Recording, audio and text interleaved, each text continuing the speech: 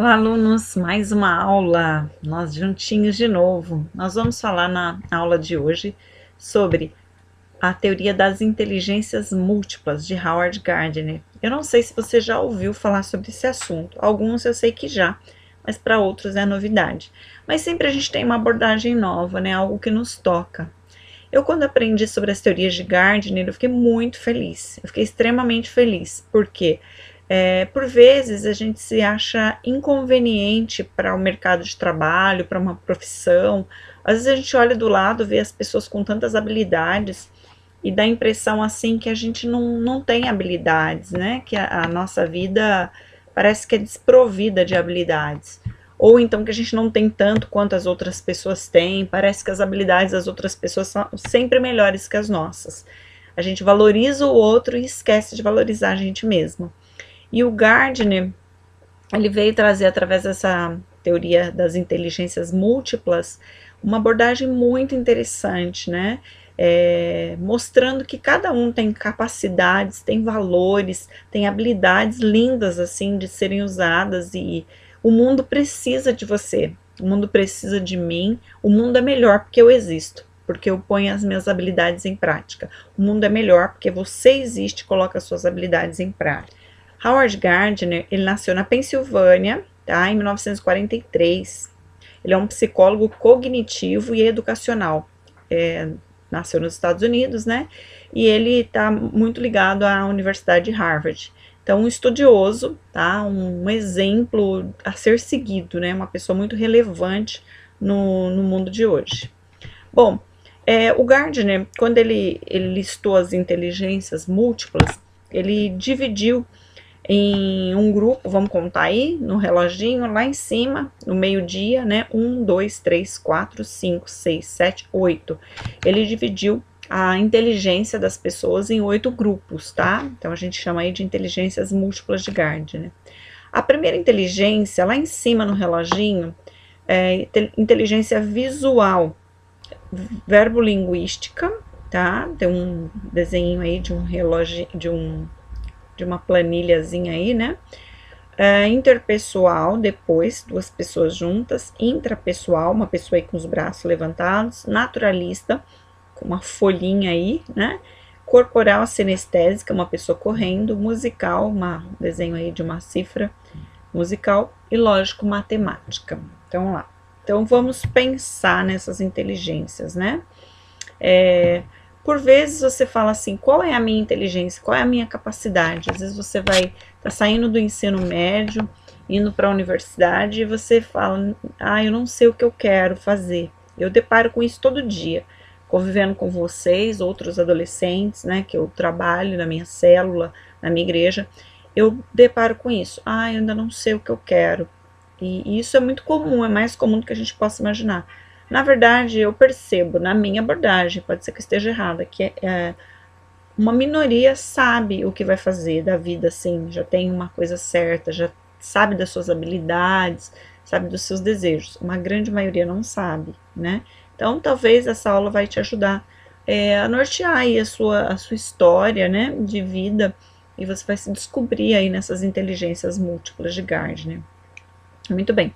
Inteligência número 1, a inteligência linguística. Pessoas que são dotadas, né, dessa inteligência, ele tem a capacidade de usar as palavras de forma efetiva, quer seja oralmente, quer seja através da escrita.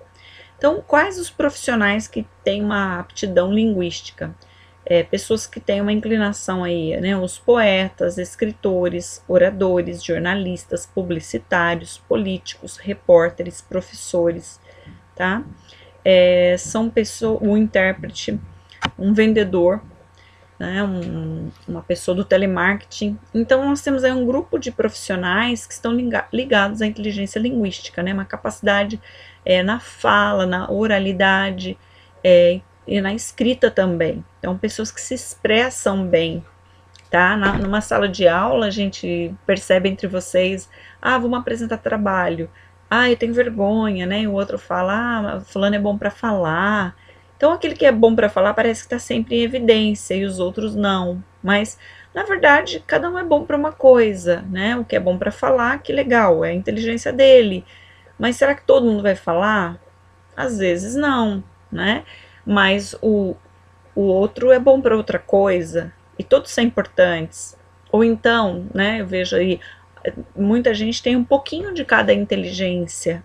Talvez ele não se destaque em nada, assim, nossa, eu sou super bom nisso, mas ele tem um pouquinho de cada, uma pitadinha de cada. Também tá valendo, tá?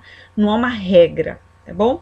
Então, a inteligência linguística, se você tem uma habilidade nesta área, você pode seguir uma dessas profissões, né? Profissões aí, um advogado, né? Vai ter que falar em público, um juiz.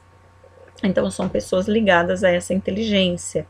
Então, é o que eu disse, ou você tem, às vezes, já uma inclinação, mas também pode ser desenvolvido. Eu conheço pessoas extremamente tímidas, mas que hoje são pessoas, por exemplo, que são trabalham com a questão da linguística o tempo todo. E eram pessoas que tinham vergonha até de dizer bom dia. Então, as coisas mudam na nossa vida também, tá bom? Vamos lá. A outra inteligência é a inteligência lógico-matemática. Essa inteligência está descrito aqui. É a capacidade de usar os números de forma efetiva e de raciocinar bem com os números, né? Quem tem esse tipo de inteligência, quais os profissionais, né? Quais as profissões que se dariam bem com esse tipo de inteligência? Cientistas, economistas, físicos, engenheiros, contadores, né? O matemático, etc. Então, esse raciocínio lógico-matemático, a pessoa vai pender para profissões nas exatas, né? Que tem aí essa tendência para cálculos, né? Então, olha só uma coisa. Durante muito tempo, escreve aí, teste de QI. Durante muito tempo, o coeficiente de inteligência, ou QI, né? Vem de coeficiente de inteligência. Era um teste que era feito para medir a inteligência das pessoas. Um teste, assim, na minha opinião, bem fazia muita exclusão, né? Excludente. Por quê? Ele testava basicamente habilidades matemáticas, ou mesmo na língua portuguesa. E aí, se você não fosse bom nesse teste, ou seja, se não fosse bom em português ou matemática, né? Na linguagem, não em português basicamente, mas na expressão da oralidade, né? Se você não fosse bom nisso, você ia ter um teste de QI baixo, de baixo resultado. Então, dizia assim, o seu QI é baixo, ou seja, traduzindo, você é burro, né? Então, por muito tempo, mediu-se a inteligência das pessoas pelo QI, coeficiente de inteligência, que baseava muito aí na língua, nas duas primeiras inteligências que eu já citei, né? A linguística e a matemática. Então, pense, quem não fosse bom nessas duas modalidades, estava encrencado, porque, poxa vida, eu sou burro. Quanta gente foi qualificado como burro, pessoas super valiosas, super dotadas de outras habilidades, né? Então, Gardner veio fazer a teoria das inteligências múltiplas e veio trazer luz sobre essas duas situações. Aí nós temos aí outro tipo de inteligência listada por Gardner, que é a inteligência interpessoal. O que é uma inteligência interpessoal? É a capacidade de perceber e fazer distinções no humor, nas intenções, motivações e sentimentos de outras pessoas. Esse tipo de inteligência aprimora a empatia, que é você se pôr no lugar do outro, tá? São pessoas boas na gestão de conflitos. E quem são esses profissionais? São terapeutas, professores, um médico, um psiquiatra, por exemplo, um psicólogo, um líder espiritual. Então, uma inteligência interpessoal é aquela capacidade não só de lidar com o público, mas de se colocar no lugar do outro. A gente colocou aí professores, né?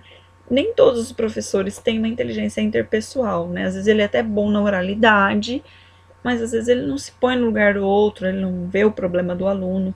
Mesmo psicólogo, enfim, qualquer um pode achar que é bom para aquilo, para aquela profissão, vai fazer uma faculdade daquilo, se torna um péssimo profissional. Então, para você ter uma inteligência interpessoal, você tem que ter uma capacidade, uma habilidade de se pôr no lugar do outro. Você tem que fazer isso o tempo todo, né, de compreender o outro, de entender a outra pessoa. A gente liga isso muito com o psicólogo, né, que ele vai entender a dor do outro, o problema do outro e vai se posicionar, vai orientar, né? Inteligência intrapessoal. Vamos pensar um pouquinho nesse tipo de inteligência. Diz aqui, o autoconhecimento e a capacidade de agir adaptativamente com base neste conhecimento. São pessoas que acessam seus sentimentos e refletem sobre os mesmos, conhece as suas emoções e lida com elas de forma adequada, conhece suas fraquezas e suas capacidades. São os terapeutas, né, filósofos, autores de livros, etc. Então, ter a inteligência intrapessoal é ter uma capacidade de se conhecer, de conhecer o seu interior, de ver fraquezas, mas de ver capacidades. Eu tô, sim, sempre vendo pessoas que se depreciam muito. Ah, eu sou um nada, eu sou um ninguém, o mundo não me ama. Às vezes, por exemplo, eu vejo muito vocês, não vocês especificamente, mas postam uma foto e tá bonito na foto e fala, ai, olha como eu tô feio. Então, assim, eu não sei, às vezes a pessoa fala isso para que os outros falem que tá bonito, ou a pessoa acha que tá feio mesmo, mas quando tá feio eu já nem posto, hein? Vou dar a dica aí, tá feio, nem posta. Ou então posta e não esquenta a cabeça, né? Mas essa capacidade da gente entender a gente mesmo, acho que muitas vezes é difícil entender os outros, mas tem hora que é difícil de entender a gente mesmo, então precisa de inteligência para isso, né? Então a pessoa que consegue lidar bem consigo mesma, né? Ela consegue se entender, ela tem uma inteligência intrapessoal. Vamos lá, inteligência musical é a capacidade de perceber, transformar e expressar através da música. Por exemplo, um músico, um cantor, um compositor. Então, se você canta, você toca um instrumento, se você está ligado à área musical, né? Composição de músicas, então você tem uma inteligência musical, né? Uma habilidade também aí, profissionais nesta área. Inteligência espacial é a capacidade de observar o mundo e os objetos em diferentes perspectivas. Essas pessoas criam imagens mentais, lidam bem com dimensões, relações espaciais, cores, formas, texturas. São pessoas que têm a criatividade bem aguçada. Quem são esses profissionais? Um decorador de interior, um arquiteto, um inventor, um pintor, um fotógrafo, jardineiro, escultor, um gastrônomo que faz aquelas comidas 3D, né, todas bonitas, enfeitadas, um publicitário. Então, vamos lá. Se você tem uma habilidade, você lida bem com cores, com forma, né, com o tridimensional, você chega no ambiente, você olha, você imagina ele diferente. Então, você tem uma inteligência espacial, você se organiza bem no tempo e no espaço, tá? Você gerencia bem. Você pega uma escultura para fazer, você tem aquela visão tridimensional na sua cabeça. Se você tem essa inteligência, então tem aí um leque de profissões que você poderia estar agindo, né, trabalhando nessas diferentes profissões. Inteligência corporal sinestésica. Bem, tá descrito aí, uso do corpo do corpo para expressar ideias e sentimentos. Então, quando você usa o seu corpo e você vai expressar ideias, sentimentos, por exemplo, um ator, uma pessoa que faz mímica, né, pessoa intérprete de Libras, um dançarino, um atleta, então ele lida com o corpo, lida com sentimentos, tá? Então, uma pessoa que tem uma inteligência corporal sinestésica, ele usa a mão com facilidade para produzir ou transformar coisas. Então, ó, um artesão, um escultor, um mecânico, um fisioterapeuta, um carpinteiro, um cirurgião. Então, nós temos aí um grupo de profissões que lidam bem, né, com o corpo e se expressam bem através do corpo. Não só um corpo físico, mas também um corpo em termos de sentimentos, né? Um intérprete de Libras, ele tem que pôr emoção ali, né? Ele tem que lidar com aquilo de forma, com emoção.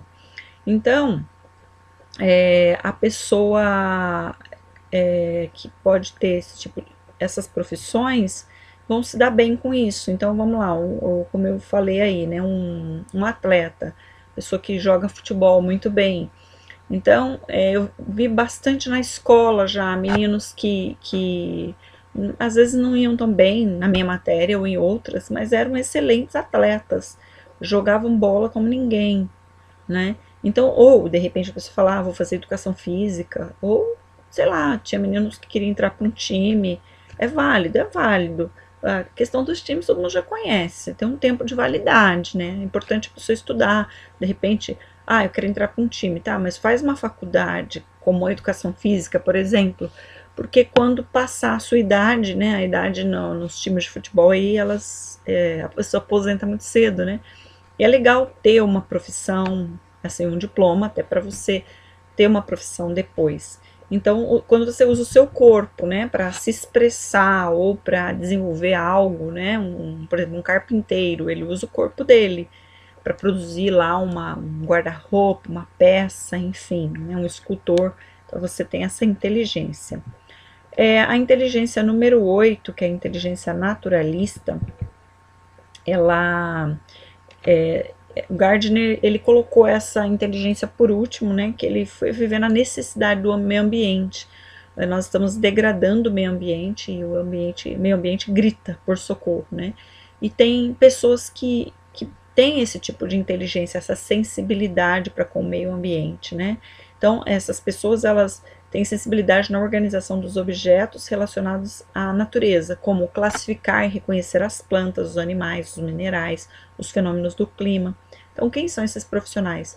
Geólogos, biólogos, às vezes pessoas que montam uma ONG em defesa dos animais, do meio ambiente, né? Líderes nessa área, tá?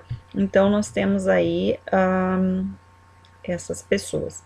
Bom, eu queria compartilhar um testemunho pessoal, assim, né? Minha filha, ela, desde cedo, assim, ela já descobriu que ela quer ser psicóloga, né? Então, ela não tinha muita, quanto a isso, não teve dificuldade.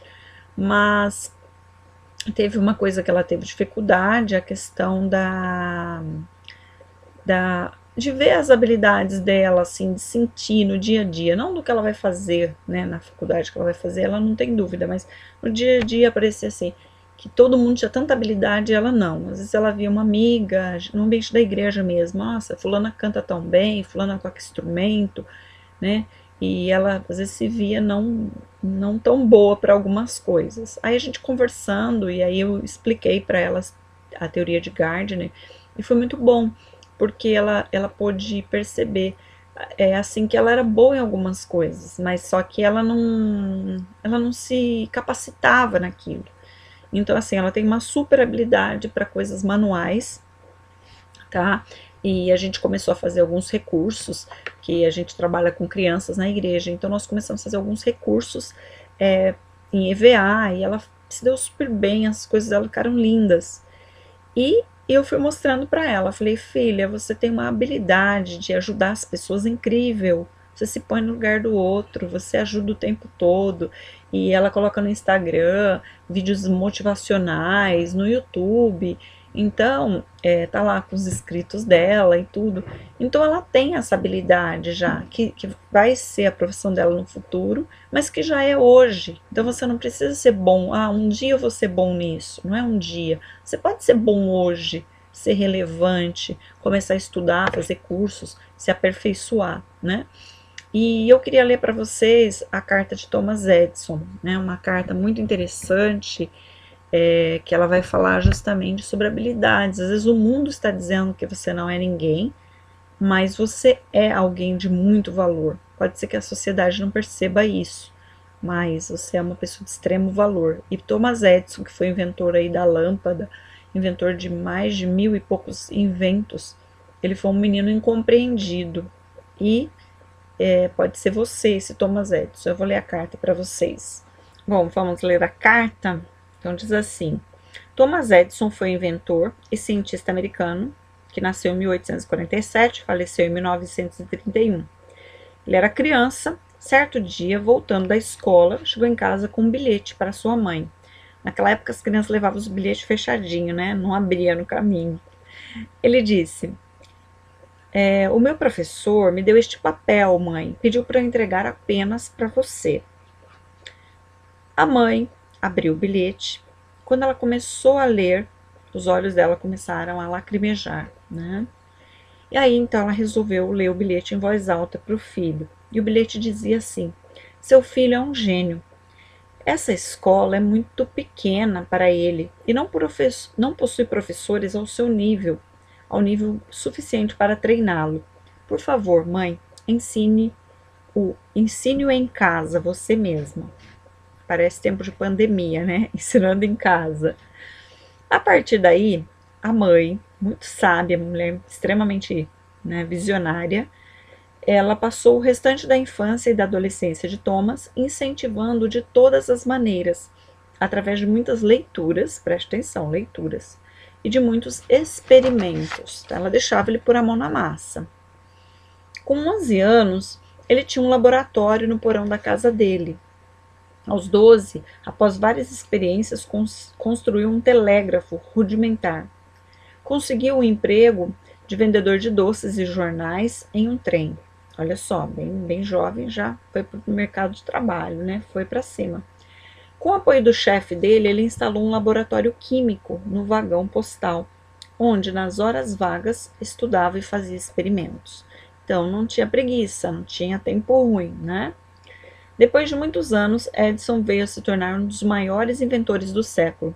Foram cerca de 1.033 patentes, entre elas um regulador de corrente para máquinas elétricas. Ele inventou também um distribuidor subterrâneo de energia, um acumulador de energia, que é a bateria, a lâmpada elétrica incandescente, roda de borracha, precursor da urna eletrônica, embalagem a vácuo, bateria de carro elétrico, câmera cinematográfica e caneta de tatuagem, caneta elétrica de stencil. Pode ser que ele, talvez não no formato que a gente conheça hoje, mas os primórdios, né? Então ele inventou aí os primórdios de todos esses inventos. Olha o que aconteceu na invenção da lâmpada. Sobre a invenção da lâmpada de filamentos incandescentes, como as que hoje em dia nós usamos, Thomas Edison fez nada menos do que 700 experimentos em frutíferos. Ele tentou 700 vezes e não conseguiu produzir nada de frutífero. Um dia, um dos seus auxiliares estava desanimado com tanto fracasso e sugeriu a Edison que desistisse das suas futuras tentativas. Porque, depois de 700 tentativas, ele não havia avançado nenhum passo. Então, Edison respondeu ao seu ajudante: O quê? Como assim? Nós não avançamos nenhum passo. Na verdade, nós avançamos 700 passos rumo ao êxito final. Nós sabemos de 700 coisas que não deram certo. Estamos além de 700 ilusões que mantínhamos anos atrás e que hoje não nos iludem mais. É isso que você chama de perda de tempo? Então ele deu essa corretiva lá, que ele aprendeu 700 maneiras de não fazer uma lâmpada, já é um passo. Este homem estava habituado a pensar positivamente. Este era o segredo dos seus estupendos triunfos. Por isso, finalmente, em 1879, aos 32 anos, Edison concluiu a invenção da lâmpada elétrica, depois de tentar 1.200 vezes. Tá bom para você? O problema é que às vezes a gente desiste muito rápido dos nossos sonhos, né? Esse é o problema. A diferença entre nós e o Thomas Edison é desistir rápido às vezes. A história caminha para um final bem bonito. Após o falecimento de sua mãe, resolveu arrumar a casa em que ele morava. Quando ele viu um papel dobrado no canto de uma gaveta, ele pegou e logo abriu. Para sua surpresa, era a antiga carta que a escola, o bilhete lá, né, que a escola havia mandado para sua mãe.